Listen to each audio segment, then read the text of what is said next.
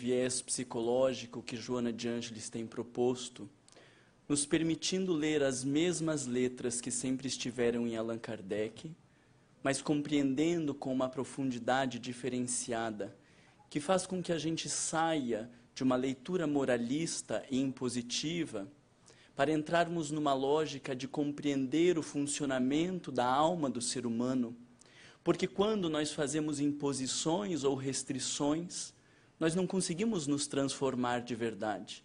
Nós apenas mudamos a aparência das coisas, fingimos um comportamento para as pessoas ou para nós mesmos. E o que Joana de Ângeles tem feito quando traz a série psicológica é nos permitir um olhar mais profundo a respeito de quem nós somos, de como nos organizamos para ser quem nós somos agora e como estamos. E a partir disso poder compreender como modificamos o nosso comportamento. Porque ninguém que é vaidoso deixará de ser vaidoso por imposição ou porque ser vaidoso é feio. Ninguém que é orgulhoso ou egoísta vai deixar de ser orgulhoso ou egoísta porque isso vai nos levar para um umbral ou porque isso atrai espíritos inferiores à nossa volta.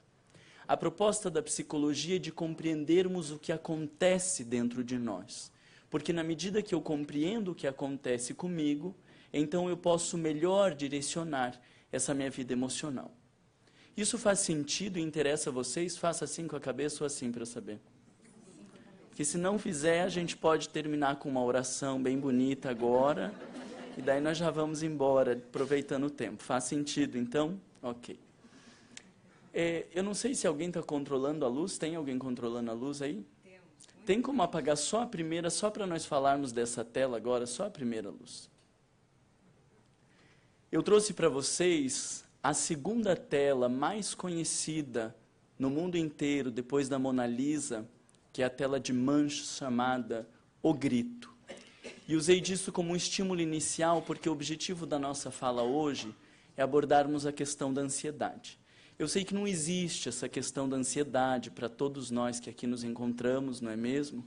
Mas assim, para a gente compreender, no caso de um familiar, alguém que tenha esse tipo de problema na sua vida, a gente vai estar hoje melhor inteirado da situação para saber como ajudar as pessoas, ok?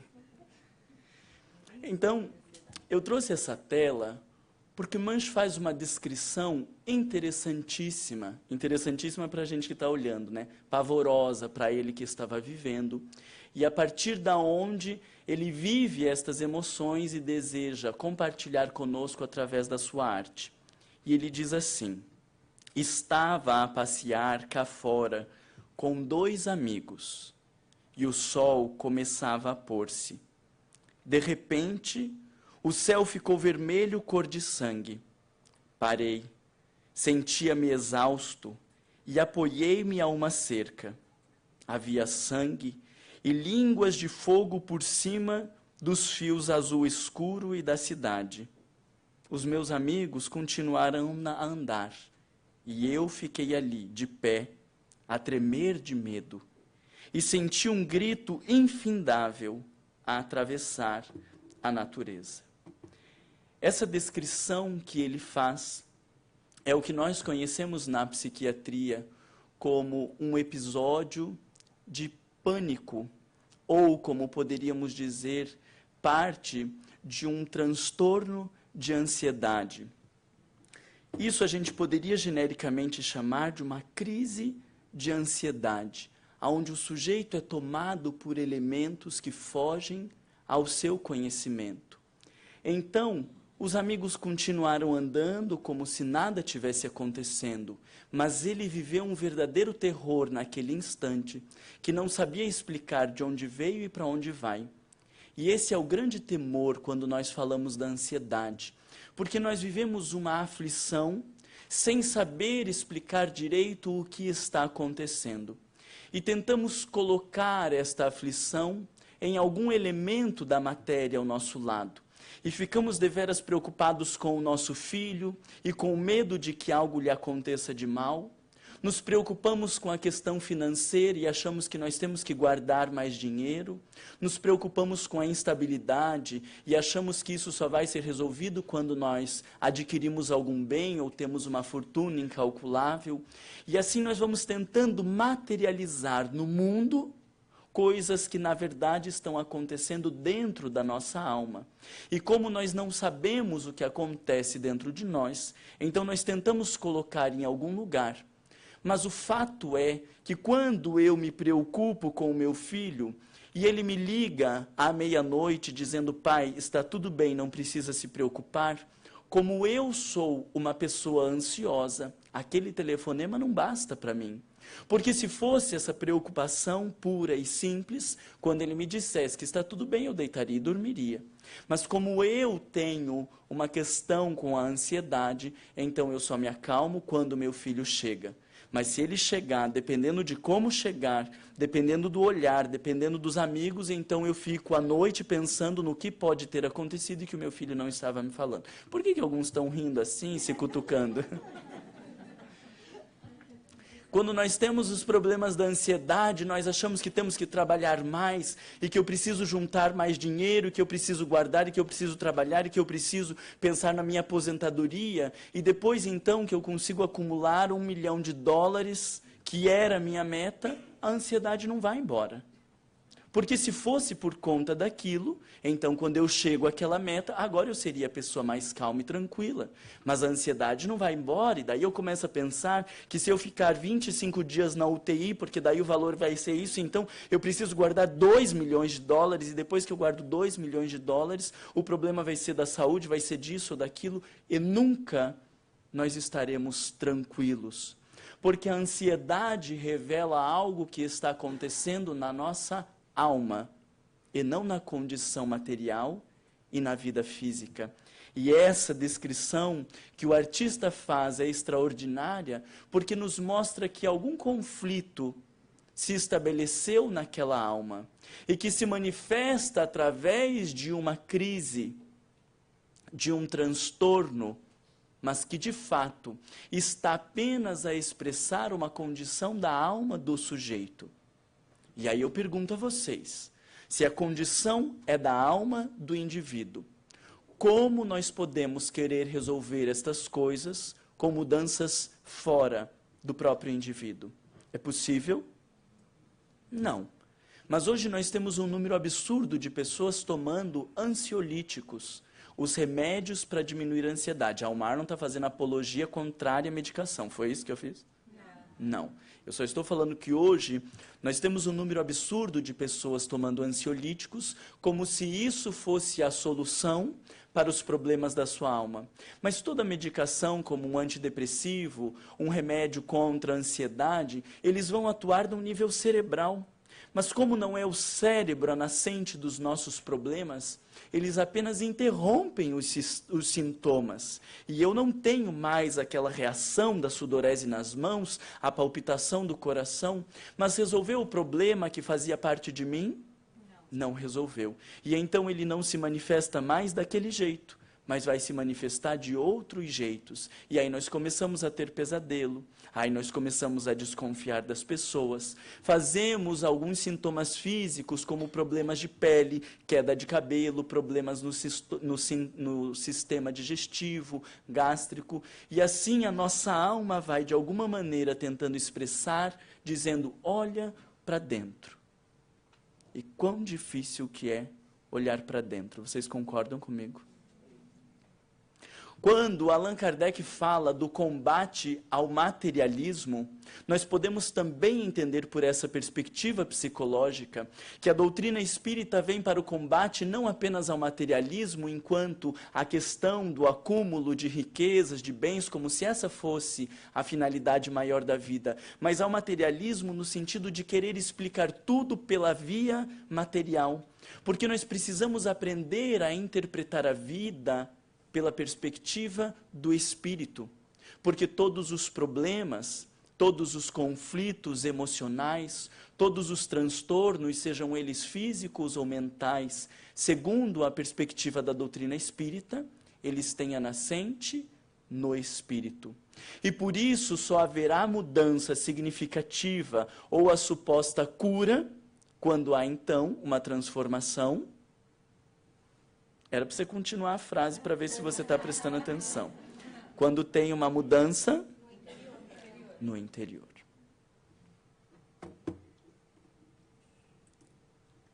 A definição de ansiedade, segundo o dicionário, é de um grande mal-estar físico e psíquico.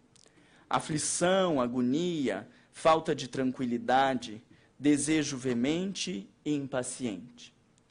E o interessante é que todos nós, na atualidade, em alguma instância, vivemos este mal-estar físico ou psíquico, alguns um pouco menor, outros um pouco maior. Mas a nossa sociedade tem dado diferentes nomes para estas coisas. E nós temos nos tornado cada vez mais hábeis em camuflar este mal-estar, esta aflição ou esta falta de tranquilidade que existe dentro de nós. Nós chamamos de estresse, talvez muitas aflições que sejam da dimensão interior, tentando justificar pela demanda do trabalho, tentando justificar pela falta de dinheiro, conflitos que são internos. E muitos de nós conseguimos camuflar estes conflitos e este mal-estar de uma maneira extremamente habilidosa. Deixa eu ver se vocês estão entendendo do que eu falo. Que alternativas nós temos hoje na sociedade para camuflar esse mal-estar que existe dentro de nós? Compras, mas eu juro que eu precisava. Eu conversando com uma amiga lá em Curitiba, ela tinha 100 pares de sapato. E ela jurava que ela precisava. Porque assim, o da tira preta é uma tira que vai assim um pouco mais grossinha e depois termina mais fininha. E ela não tinha nenhum com a tira fininha que termina mais grossinha, que daí pudesse combinar. E na loucura do sujeito, ele acredita que ele precisa. Mas muito das nossas compras, elas são na tentativa de camuflar os conflitos que estão dentro da nossa alma. E alguns vendedores, eu não sei como que funcionam os vendedores aqui, mas os vendedores no Brasil, eles sabem que nós usamos das compras para camuflar os nossos conflitos. E aí quando aquela mulher chega aflita na loja de sapatos, ele diz, e aí madame? E pronto, parece que todos os seus conflitos estão resolvidos. Porque você é uma princesa, você é uma madame. Então, quando você olha para o seu marido, que lhe desrespeita, que lhe traiu, e o vendedor diz, e aí madame? Parece que está tudo resolvido dentro de você. E quando ele diz, você vai levar o vermelho ou vai levar o preto? E aí a gente diz, eu quero as duas camisas, dá uma sensação de poder, de quem faz, de quem acontece. Daí isso resolve todos os meus conflitos em relação ao trabalho, ao meu sentimento de inferioridade, aos problemas de impotência no relacionamento. E tudo isso a gente vai resolvendo de maneira maravilhosa, não é? Porque semana que vem, quando a aflição começar a surgir, a gente compra de novo. E no mês que vem, a gente vai ter um novo salário. E a gente compra de novo. Não é assim que funciona? Que outra alternativa? Teve alguém ali que fez assim, né? O sinal da bebida. Porque a gente bebe. E a bebida é uma forma extraordinária de camuflar os nossos conflitos. Existe uma estatística super interessante a respeito da depressão e do alcoolismo. Porque o dobro de mulheres deprime mais do que os homens. Então, para cada 2 mulheres, um homem deprime. E eu gosto de pensar que é porque a mulher é mais fraca da cabeça, não consegue lidar com os problemas da vida, aí qualquer coisa ela deprime. É ou não é? É? Ah, vocês demoraram para se defender, as mulheres ficaram rindo, já tinha que falar, não tem nada. Fraca o quê? Porque o dobro de mulheres deprime. Mas em algumas cidades, o índice de alcoolismo é 10 vezes mais. Para cada uma mulher, 10 homens.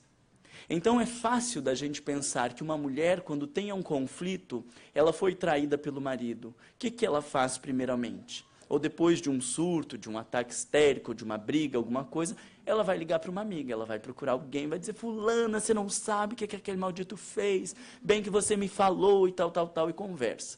Agora vocês imaginam um senhor de 50, 60 anos, que depois que ele descobre que ele foi traído, ele ligando para o melhor amigo dele, dizendo, fulano, estou precisando conversar, você não sabe o que aconteceu, você imagina fazendo isso? Não. O que ele faz? Vai para o bar beber.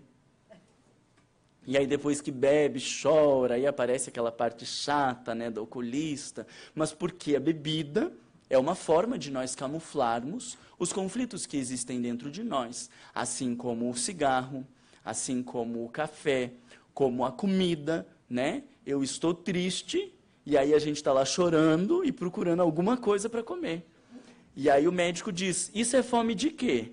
Porque não é fome de comida que você está comendo, né? É alguma outra fome. E nós vivemos quadros horrorosos de obesidade, onde há mais pessoas que morrem pelos problemas do excesso de alimentação do que da falta de alimentação no nosso mundo, porque a gente não come para satisfazer o organismo, não organiza o nosso prato pensando nas coisas que nós precisamos para manter o nosso organismo sustentado. A gente come para tentar camuflar as nossas tristezas, as mágoas, os conflitos, e aí depois que a gente come, parece que preencheu. Até que o negócio vai descendo, descendo, vai embora, e aí a gente tem que comer mais para tentar preencher tudo de volta. E vocês viram alguém dizendo assim, ó, porque eu estou pensando no chocolate, né, que a gente pega um pedacinho de chocolate e nunca consegue parar de comer enquanto aquela barra está ali. Mas vocês já viram alguém dizendo assim, meu Deus do céu, Marlon, eu tenho uma compulsão por alface. Enquanto eu não como o pé inteiro de alface, eu não paro. Eu tenho compulsão por maçã, eu não posso comprar aqueles pacotes de maçã, porque enquanto eu não como até a última, eu não paro. Por que não existe compulsão por maçã, ou compulsão por alface e tem por chocolate, ou pelas drogas químicas? Porque todas elas ativam no nosso cérebro um sistema de recompensa. Então o conflito da alma está lá e nós buscamos meios frágeis, imediatistas, camuflados, para ativar um sistema de recompensa e dar a sensação de que está tudo bem. Ao invés de olharmos para dentro, nos depararmos com os nossos conflitos para buscarmos algo que fique tudo bem, então nós fazemos uma adulteração e tentamos deixar uma ideia de que está tudo bem, quando na verdade as coisas não estão bem. Que feio que a gente faz, né? Trouxe uma chargezinha para vocês.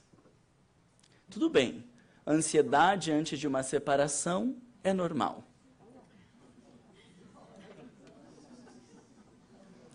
E daí eu queria perguntar para vocês, existe uma ansiedade natural?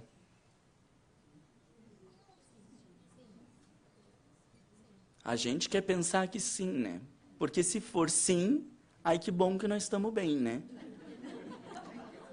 A gente pode pensar, talvez, que exista algo normal que faz parte da norma.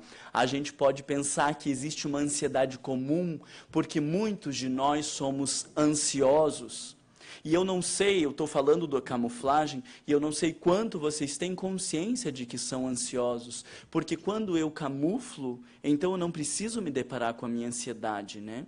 E talvez se tirar o café, talvez se tirar o chocolate, se tirar o álcool, se tirar muitas vezes o exercício físico ou o sexo, alguns de nós enlouquecemos. Então a gente acha que tem uma vida normal. A gente discute quando não tem sexo e briga e tal, mas porque de verdade nós não estamos falando da necessidade daquilo na nossa vida. Nós estamos falando porque aquilo ativa os sistemas de recompensa que camuflam a minha vida.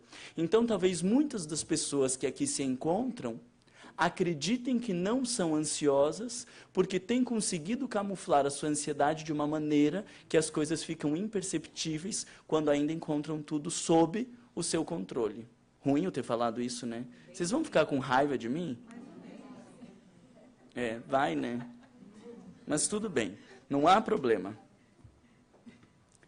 Joana de Ângeles, nós vamos usar então 2 livros. Para de ler que eu estou falando, olha aqui para mim. Nós vamos usar 2 livros da série psicológica. Vocês já ouviram falar em Joana de Ângeles? Pergunto assim. Joana de Ângeles hoje é um dos espíritos que nós temos de maior elevação, que nós temos acesso. Ela teve a reencarnação como Joana de Cusa. Ao tempo de Jesus, ela já estava andando na linha. Então, vocês imaginem uma trabalhadora ao tempo do Cristo. Em 1600, quando teve a reencarnação como Juana Inês de la Cruz, ela foi considerada a maior poetisa da língua hispânica, com conhecimento, ou melhor, com domínio de medicina, direito canônico, astronomia, isso em 1600. E hoje, então, quando nós temos estes livros de Joana de Ângeles, nós precisamos olhar como verdadeiras preciosidades, porque nós estamos falando de um espírito de altíssimo nível, que nos traz muitas informações importantes, né? A gente, de repente, vai lendo um monte de novidades que chega, aparece uma coisa ali, e olha o livro lá de ansiedade, fulano, beltrano, mas nós nem sabemos direito que referências são essas. E nos perdemos em deixar de estudar as obras de Allan Kardec, porque eu tenho certeza que se eu perguntar quem aqui leu as 5 obras de Allan Kardec, ou se eu perguntar quais são as 5 obras de Allan Kardec, eu acho que tem gente que nem sabe quais são as 5 obras de Allan Kardec.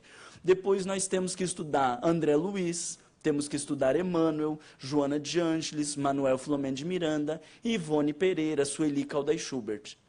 Depois que acabou de estudar essas coisas, não dá tempo para estudar mais nada. Não dá tempo nem para ficar olhando aí qualquer coisinha aí na internet, porque são autores tão importantes para a consolidação da nossa consciência, do nosso entendimento do que seja a doutrina espírita, e às vezes a gente gasta muito tempo vendo outras coisas, e deixamos textos que são importantes e que são muito mais seguros para que a gente consolide o nosso pensamento. Faz sentido isso que eu falei para vocês? Sim.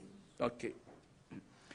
Joana de Ângeles diz assim: ao extrapolar para os distúrbios respiratórios, o colapso periférico, a sudorese, a perturbação gástrica, a insônia, o clima de ansiedade torna-se um estado patológico a caminho da somatização física em graves danos para a vida. Então, aqui nós já falamos de uma situação grave. Quando nós temos alterações físicas, quando temos alterações na relação sexual, por exemplo, como a impotência ou a ejaculação precoce, a mulher que tem a perda do prazer no relacionamento, quando nós temos insônia, a insônia da ansiedade, em geral, é uma insônia inicial. Eu demoro mais para dormir, eu fico rolando na cama, a cabeça vai para um lado, vai para o outro, eu penso isso, penso aquilo. Isso é a insônia muito característica da ansiedade. E nós temos um outro tipo de insônia que é característico da depressão, que é a insônia tardia. Eu deito e durmo, mas lá pelas 3 ou pelas 4 da manhã eu acordo. E acordo num estado de certa angústia, fico pensando nas contas, fico pensando nos problemas, vivo um determinado mal-estar e preocupações. Então, sempre que nós temos alteração na alimentação, seja para comer mais ou para comer menos, alteração no desejo sexual, seja no mais ou no menos, alteração de peso por conta da alimentação e alteração do sono, seja no dormir mais ou no dormir menos, nós temos a sinalização do nosso corpo de que algo não está bem. Não é para tomar mais remédio, é para parar e pensar o que está acontecendo comigo. Porque às vezes nós temos uma rotina tão enlouquecida e nós vivemos tantos compromissos, tantas tarefas, temos uma jornada de trabalho intensa que a gente não arruma tempo para parar e se perguntar o que está acontecendo. E se eu não vou refletindo sobre o que está acontecendo, estes conteúdos vão se agravando dentro de mim até que em determinado momento as coisas se extrapolam para os distúrbios físicos. Então, Joana de Ângeles, na continuidade daquele texto, ela diz: o grande desafio contemporâneo para o homem é o seu autodescobrimento. O que vocês entendem por autodescobrimento? Eu queria que vocês falassem um pouquinho. O que vocês entendem por autodescobrimento? Se auto-entender? Tá, mas vocês estão falando tudo a mesma coisa. Conhece a ti mesmo, se conhecer, se auto-entender, tá tudo a mesma coisa. Queria que vocês me explicassem o que é autodescobrimento. Quem aqui se conhece, levanta o braço para dar uma olhadinha? Vocês ficaram tensos agora, né? É uma busca incansável. Que vai para onde, assim? Que estão buscando, para onde?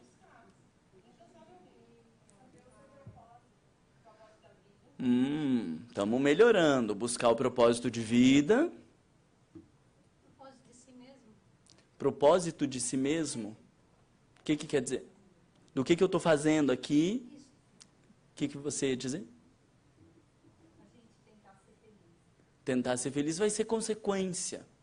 Eu pergunto por que autodescobrimento é uma palavra muito utilizada, mas pouco compreendida.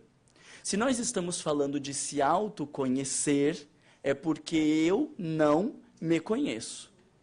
Se eu não me conheço, como que eu não me conheço? Eu pergunto, quem que é você? Você vai dizer, eu não sei quem que eu sou. Não, eu digo, eu sou Marlon Reikdal, sou um psicólogo, sou brasileiro, e isso e aquilo, sou uma pessoa extrovertida. Nós não sabemos fazer uma definição a nosso próprio respeito? Quem é que não sabe fazer uma definição ao seu próprio respeito tem algum problema mental, alguma coisa grave. Porque a gente sabe dizer quem é. Você não imagina você olhar alguém na rua e dizer, quem é você? E aí ele dizer, eu não sei quem que eu sou. Meu Deus, a gente vai levar para onde essa pessoa, né? Nós sabemos quem nós somos, então que história é essa que vem dizendo que tem que se descobrir? Nós sabemos quem nós somos num nível egóico, mas existem muitas coisas a nosso respeito que se encontram escondidas de nós mesmos. E aí é que é a grande interrogação. Porque nem eu sei que eu sou algumas coisas que eu sou. E como que eu vou saber se eu não sei? E se quando as pessoas falam, e obviamente como eu não sei, eu vou dizer que eu não sou. Então alguém diz, nossa Marlon, como você é orgulhoso. Mas eu não enxergo o meu orgulho, porque o meu orgulho está numa dimensão inconsciente. Então alguém diz, você é orgulhoso. Se eu não enxergo, o que que eu digo? Não sou. Orgulhoso é você, olha o que você faz, que não sei o que. Não sei. Nossa, como você é invejoso. Eu não. Aí a gente vem, assiste uma palestra sobre a inveja, fala, fulano tinha que estar aqui. Meu Deus, a palestra foi toda para ele hoje, né? Eu acredito que perdoei e não enxergo que eu trago mágoas dentro de mim, porque elas estão numa dimensão inconsciente. É como se tivesse um pano por cima delas e eu preciso descobrir. Eu preciso tirar este véu que me impede de enxergar. Vou trazer um exemplo para vocês, então, bem fácil da gente refletir. Nós trabalhamos um grupo lá em Curitiba sobre o perdão. E aí tinha uma senhora, e dali que ela perdoando, e ela ensinando todo mundo, porque tem que fazer o que ela fazia, porque ela passou coisas horrorosas, porque ela tinha perdoado, porque ela era maravilhosa. E aí no último encontro, eram 8 encontros sobre o perdão, no último encontro eu fui dar carona para ela. Aí estava eu e ela. Chegamos ao portão da casa dela, inclinadinha assim numa subidinha, quem que passa à nossa frente? O alvo do perdão da minha amiga. Aí ela diz, tá aí, ó Marlon. Mas graças a Deus que eu sou espírita, porque eu não me envolvo mais, é Deus quem vai fazer justiça. Eu não tenho mais nada a ver com essa mulher. Se você olha para esta alma penada e diz, fulana, eu acho que você não perdoou. O que ela vai dizer? Eu? Claro que eu perdoei. Eu já estou livre desta mulher e perdoei, estou de coração limpo. Isso é o autodescobrimento, porque todas as suas mágoas ou os seus ressentimentos estão encobertas dela mesma, como se aqui embaixo desse tablado existissem buracos, falhas, podridão, mas como tem um tablado bonito, tem um carpê maravilhoso, nós não cogitamos que existam essas coisas dentro de nós. E este é o grande drama do autodescobrimento.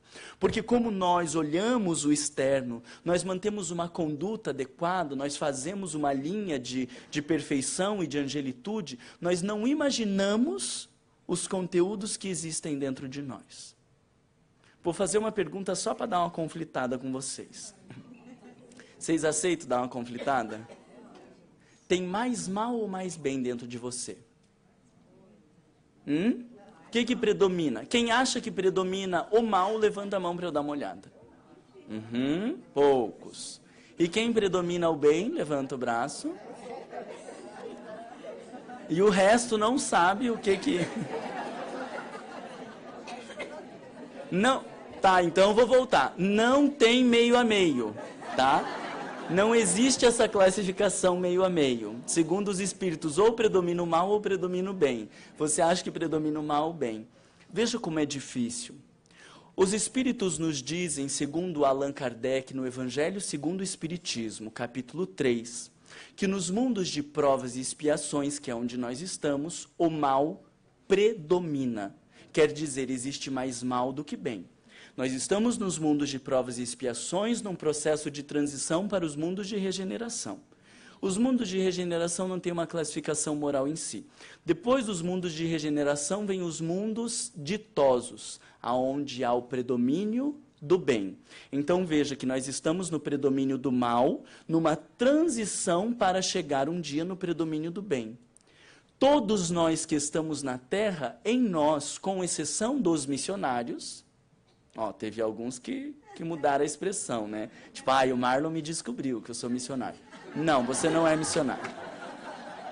Definitivamente você não é missionário, eu não sou missionário, os missionários não estariam aqui, eles estariam fazendo boas ações de verdade pela humanidade, né?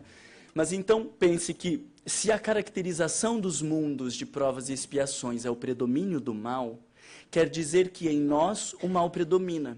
Mas quando nós olhamos para nós, tão bonitinhos, arrumados, perfumados, tratamos uns com os outros de irmãos daqui para lá e fazemos o nosso melhor, nós não enxergamos o mal que está dentro de nós. Mas porque Deus errou de nos colocar na terra, ou porque este mal está inconsciente e precisa ser descoberto, o que vocês acham? A mãe ama os seus filhos. Não ama? Toda mãe ama os seus filhos. Mas no dia que ele vai embora com aquela sirigaita e não vira as costas para dar tchau, o nosso amor falece. A gente diz, meu Deus, a gente faz tudo por um filho. E nunca para vir num final de semana para dar um oi para tudo que a gente faz. Porque mostra que mesmo naquilo que parece de mais sublime chamado amor, está a presença do egoísmo que ainda predomina, porque nós fazemos, mas queremos reconhecimento, fazemos, mas queremos em troca. E aqueles que abdicam da troca imediata são mais interesseiros porque entenderam, segundo Jesus, que se você não receber na terra, você recebe aonde? No céu. Então é melhor ainda quando você diz, tudo bem que não tenha retorno agora, porque Deus há de me recompensar. O que mostra que somos extremamente ainda interesseiros. Então o problema é que nós temos estes conflitos, eles existem dentro de nós, mas eles estão numa dimensão inconsciente. E como é inconsciente, quer dizer eu não enxergo. Eu não consigo perceber o meu complexo de inferioridade. Eu não consigo perceber as minhas inseguranças. Eu não consigo perceber o medo que eu tenho de ser abandonado. O quanto eu me acho inferior às pessoas. Eu não consigo identificar estes conflitos, porque eles estão numa dimensão inconsciente. E é muito comum pessoas, por exemplo, que vivam um complexo de inferioridade, se manifestarem como pessoas arrogantes. Eu sou, eu faço, eu aconteço. Porque quando o sujeito tem uma conduta arrogante, ele está, de alguma maneira, fugindo dos conflitos que existem dentro dele. E talvez num longo processo de autodescobrimento, ele consiga descobrir que por trás daquele sujeito que faz e que acontece, existe uma alma frágil que pede cuidado e que necessita de atenção. Não é conflituoso isso? Pensar que por trás das personas que nós mostramos para as pessoas, existem almas fragilizadas, inseguras, temos pendências emocionais, e talvez o que mais diferencia uns dos outros é a forma como nós lidamos com isso. Porque alguns de nós são tomados pelas suas inseguranças, e outros de nós fazemos o que a psicologia chama de uma formação reativa, e mostramos o comportamento oposto aquilo que existe dentro de nós. Mas o que nós vamos esperar de um sujeito nos mundos de provas e expiações aonde predomina o mal? Nessa escala dos mundos, existem primeiramente, vocês lembram da escala dos mundos? Vocês estudaram a escala dos mundos? Primeiro nós temos os mundos primitivos, morada dos espíritos recém-criados por Deus, e depois, olha que coisa bonita, de 1 a 5 já vem a gente. Nos mundos de provas e expiações, onde predomina o mal, os mundos de regeneração, que não há uma classificação moral em si, e nos mundos de regeneração, Santo Agostinho diz, o mal não perdeu completamente o seu reinado, depois vem os mundos ditosos e, por fim, os mundos celestes, morada de espíritos puros. Por isso, Emmanuel nos diz que nós estamos mais próximos da animalidade do que da angelitude. E aí, o que nós esperamos de nós seres humanos, ao reconhecer que somos espíritos inferiores, que estamos mais próximos da animalidade do que da angelitude. Não há que se esperar muita coisa. Mas o que eu quero trazer para vocês é o detalhe da ansiedade, porque a ansiedade surge não porque eu seja frágil ou inseguro. A ansiedade surge quando eu quero camuflar que eu sou frágil ou sou inseguro. A ansiedade surge quando eu quero me mostrar melhor do que realmente eu sou.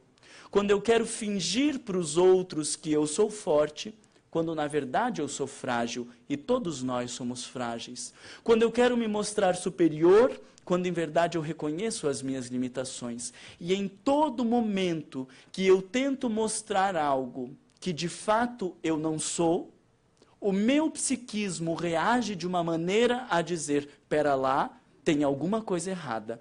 E sinaliza para nós, através da ansiedade, pode sinalizar através da depressão, ou de tantos outros conflitos, transtornos mentais que existem na sociedade. Esse raciocínio faz sentido para vocês? Que somos espíritos inferiores, somos almas com limitações morais, não conseguimos ainda viver de acordo com a lei de Deus. Mas na hora que eu aceito as minhas limitações, na hora que eu reconheço as minhas fragilidades, na hora que eu identifico o que eu tenho de potencial e também o que eu tenho de vicioso, eu consigo viver de maneira harmônica com tudo isso.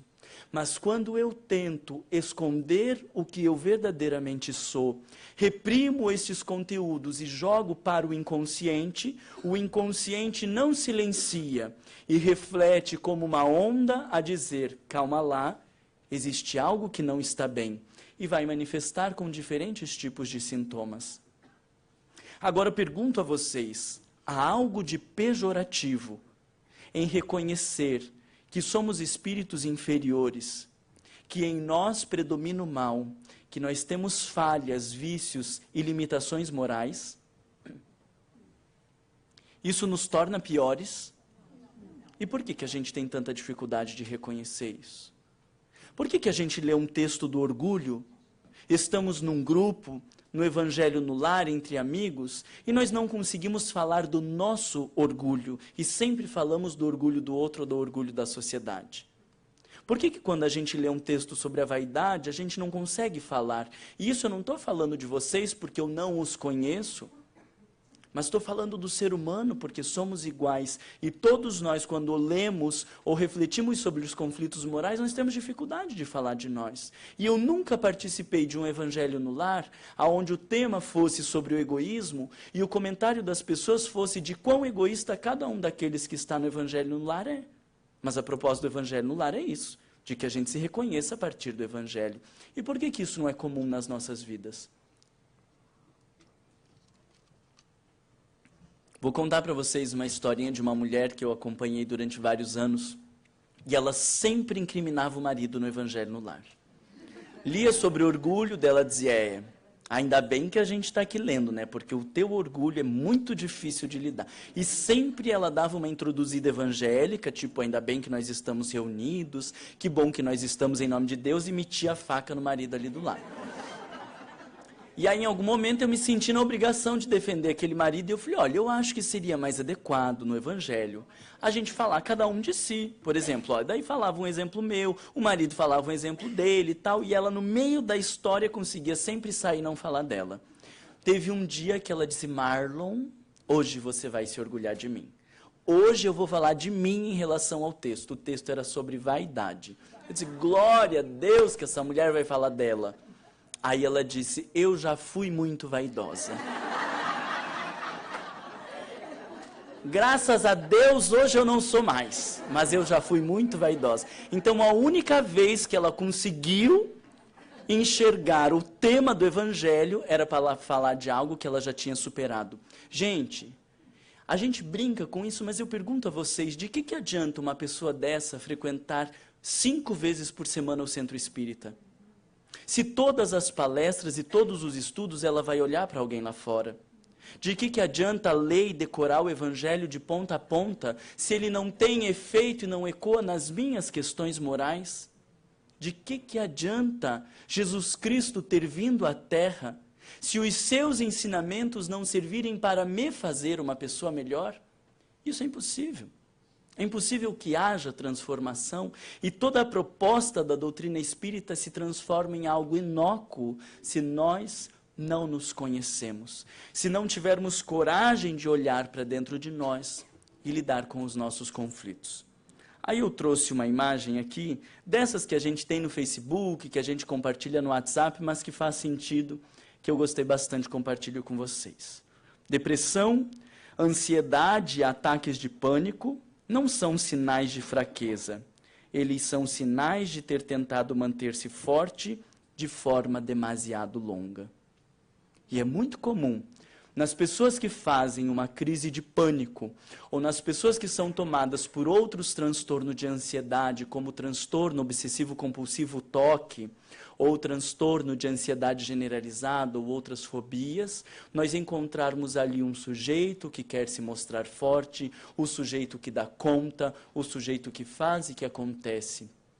E o que mais me chama a atenção é porque, embora essa imagem seja valorizada na nossa sociedade, dentro do centro espírita, nós não deveríamos ter permitido que essas falsas imagens entrassem. E quando uma pessoa chega triste na casa espírita, ao invés de acolher e de dizer, você quer conversar, a nossa tendência é dizer, que cara é essa? Se anima, bota um sorriso no rosto, como se a pessoa tivesse que ser forte o tempo inteiro. E quando nós estamos no trabalho e falamos de uma dificuldade ou de uma limitação, nós temos até medo de falar e sermos mandados embora por causa disso. Mas dentro do centro espírita, nós somos uma família. Deveríamos nos tratar como irmãos, sem julgamentos, sem avaliações, aonde as pessoas se sintam à vontade para falar das suas dores. E eu já vi inúmeras pessoas que depois voltam ao centro depois de 2 ou 3 meses e diz, nossa, fulano, mas você tinha sumido. E a pessoa diz, eu não estava muito bem. Então, quando ela não estava bem, ela não veio ao centro espírita, esperou melhorar para depois voltar ao centro espírita. Obviamente com medo de ser julgado, de ser condenado. Mas a proposta que Jesus Cristo nos faz não nos deixa perceber algo diferente. Somos frágeis, somos impotentes, somos pequenos, somos limitados. E a doutrina espírita depois traz com inúmeras exemplificações as nossas limitações morais. Somos espíritos viciosos. Em nós ainda predomina a vaidade, a inveja, o medo, predomina o orgulho, o ciúme. Não quer dizer que a gente vai deixar que essas coisas atuem desgovernadamente. O Marlon falou que a gente é orgulhoso mesmo, eu vou ser orgulhoso, vou enfiar o pé na jaca, porque já que a gente vai ser assim. Não é disso. Mas eu não vou tentar me mostrar humilde e depois que termina a palestra e alguém vem me dizer, nossa, eu gostei da sua palestra. Imagina, não foi nada. Foi sim, me acabei de estudar, estudei um monte, muito obrigado que você gostou. Mas a gente não consegue dizer nem muito obrigado no reconhecimento daquelas coisas, porque a gente precisa mostrar uma imagem de humilde. Só que se eu mostro a imagem de humilde, o sujeito orgulhoso que eu não trabalhei continua aqui dentro de mim. E ele vai tentar se manifestar de alguma maneira. O sujeito ciumento e invejoso continua existindo dentro de mim e vai se manifestar de alguma maneira. Então a proposta que a doutrina espírita nos faz não é de uma exigência como outras religiões talvez imponham às pessoas, de uma perfeição que agora não é possível. A doutrina espírita nos deixa claro que a perfeição, a pureza de espírito é a nossa meta. Com certeza é a nossa meta. Mas uma meta para talvez daqui milhares e milhares de reencarnações.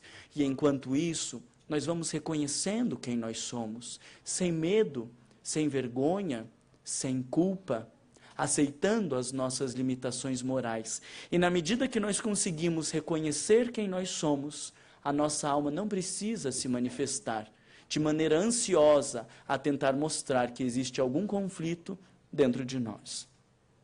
Eu vou precisar passar algumas coisas, porque não vai dar tempo para a gente falar, que eu me estendi demais, mas essa aqui eu acho importante de trazer. A ansiedade é uma das características mais habituais da conduta contemporânea.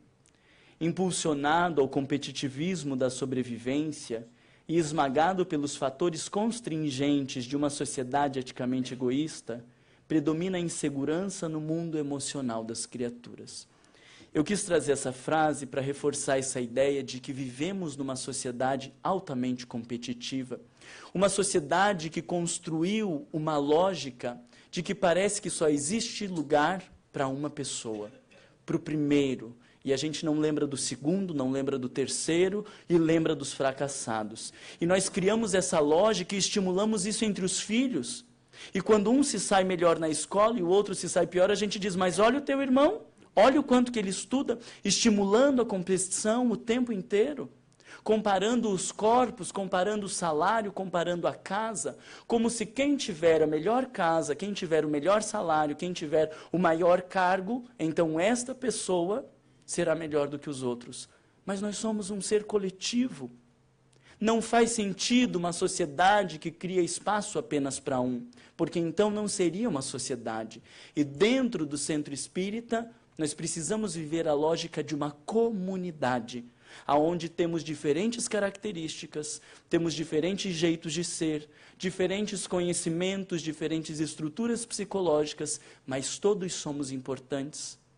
Nenhum de nós é melhor do que os outros e todos merecemos respeito, cuidado, amor e fraternidade. Essa é a proposta do Cristo, essa é a lógica que está exarada nas bem-aventuranças, essa é toda a sua proposição de tratarmos o próximo como gostaríamos de ser tratados. E na medida que nós conseguimos nos olhar como uma comunidade, o senso de insegurança, o senso de que eu vou precisar no futuro, ele vai se dissolvendo, porque eu sei que eu tenho amigos, eu sei que eu tenho pessoas que me amam, eu vou me sentindo acolhido e me sentindo parte. E isso tende a diminuir os quadros de ansiedade e de depressão. E depois de conseguir perceber que nós fazemos parte de um mesmo todo, nós então damos o outro passo, que é descobrir que este todo é cuidado e regido por Deus. E Deus é um Pai de infinito amor, de justiça e de bondade. E se Ele vela por nós, não há o que temer. Então, para encerrar a nossa fala, nós queríamos lembrar da colocação em Mateus capítulo 6, versículo 25 a 34.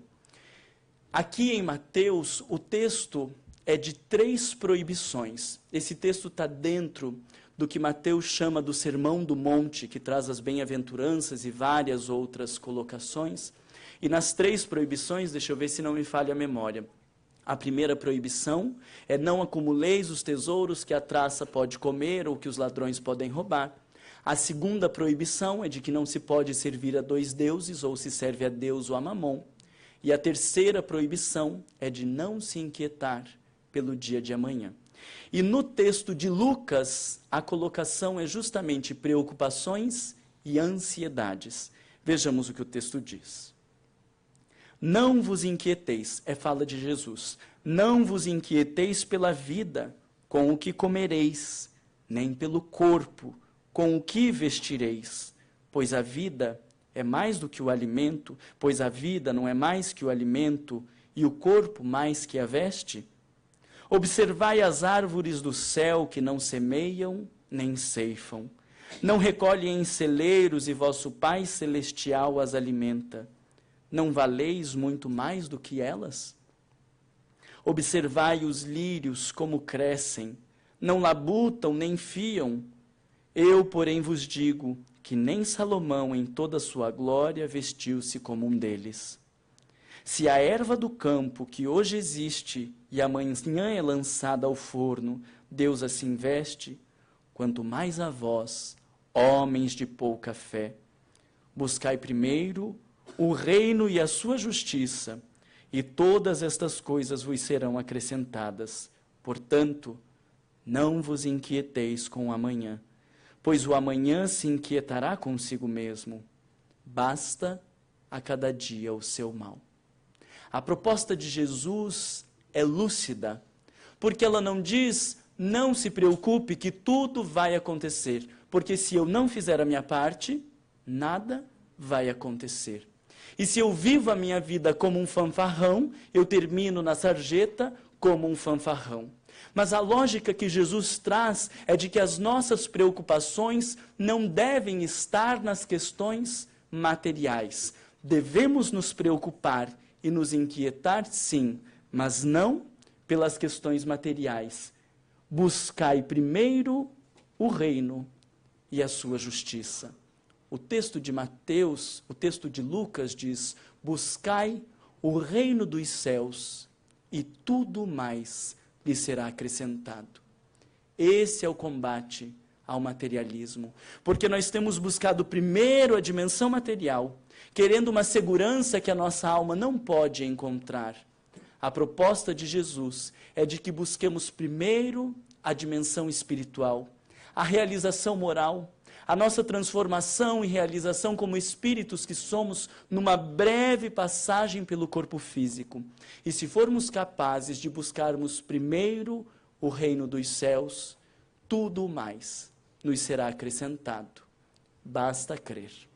Pela atenção de vocês, por essa noite que de minha parte me senti muito bem, foi muito agradável, pelo convite da casa. Muito obrigado.